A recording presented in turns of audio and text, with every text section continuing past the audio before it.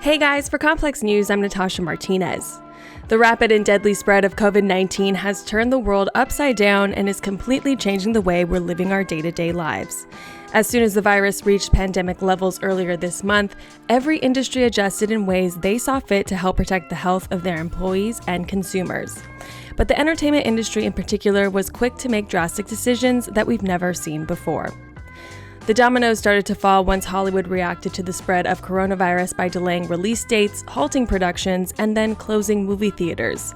While this is the best course of action to ensure the safety of people around the world, the effects the quarantine will have on such a huge industry will likely be daunting. On March 4th, the 25th installment of James Bond and Daniel Craig's last appearance as 007 was announced that it would be eyeing a November release as opposed to the original April 10th date.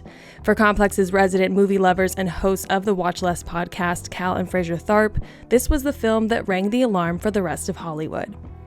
That was when it was like, oh, there's going to be a big impact, a huge impact on the world of Hollywood, movies and TV.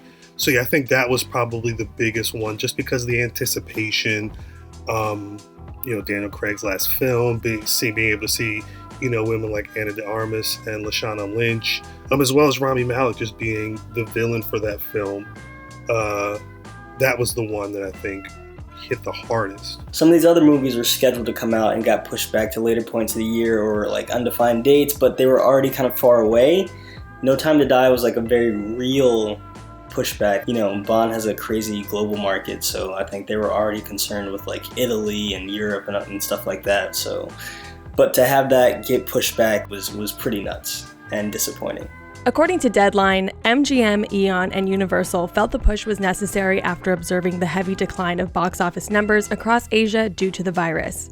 No Time to Die was the first major studio film to push back its release, and we will come to find that many other studios quickly followed suit.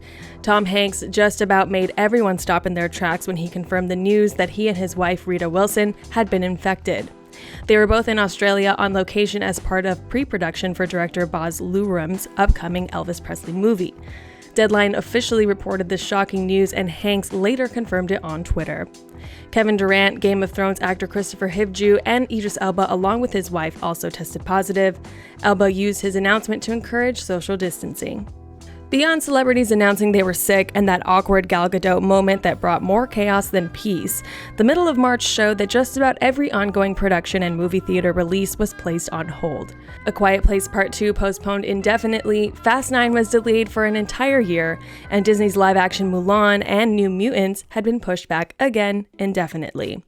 TV shows like Atlanta, Fargo, and HBO's Euphoria, which just started up table reads for season 2, were also put to a stop. A couple of huge titles we were expecting during the summer box office season were also delayed.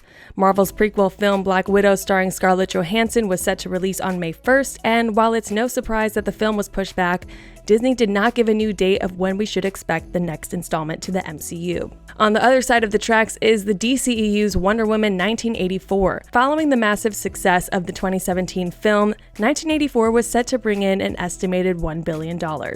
Warner Brothers opted to keep their theatrical release and delay the sequel until August 14th, assuming everything is business as usual by then. One big box office getter that will not be delaying their release is DreamWorks' Trolls World Tour.